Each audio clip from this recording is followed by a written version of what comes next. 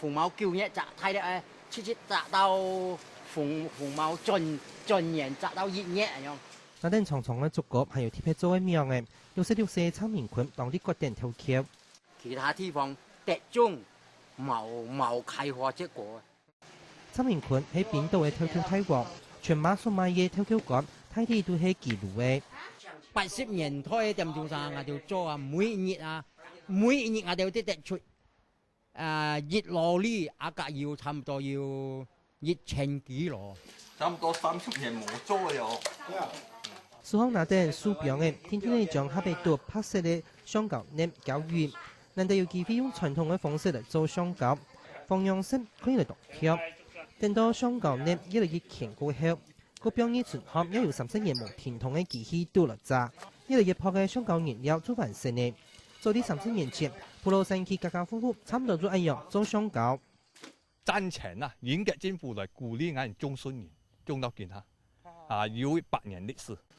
可能係延續行業啲中國研究馬山石山嘅生產模式，普羅地區嘅行業一旦是帶啲神奇，跳橋香蕉就變咗普羅山區行業主要嘅經濟命脈。普羅不通要 QQ， 門店要 QQ， 普羅市區要 QQ， 還要公辦每戶也要 QQ。其實全部行業都做。客人嗰度，私人嘅只要買黃色嘅，黃色嘅都買幾色嘅，將雅就要買用5色嘅了。因為有田就係有財，賺到錢嘅農民專買更加多嘅產田嚟耕，一發展出世界農業版圖。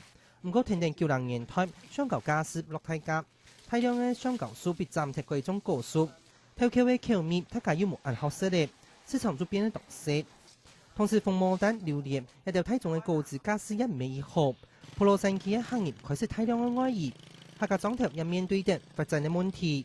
要到人家佢個孤線體啊，唔咁多色甜嘅嘛，就慢慢就個禁售咯，禁售落去，咁樣俾行要58%啦。榴蓮啊，鳳毛丹啊，山竹啊，你哋話佢那價錢好平，所以講唔係容易傳承。做啲經營研究，一群熱心客家思維普羅行業，看到普羅山區嘅發展困境。要涉後生意流失過後，我產生客家認同嘅危機。故所記得開始設普羅行業嘅特色，來籌備普羅山北客家村嘅計劃。未來普羅呢，相信呢會發展到除了馬來西亞，世界還有很多的國家來了人啊，會知道普羅有隻安樣客家村咯。如果普羅要發展成功，人會到進來。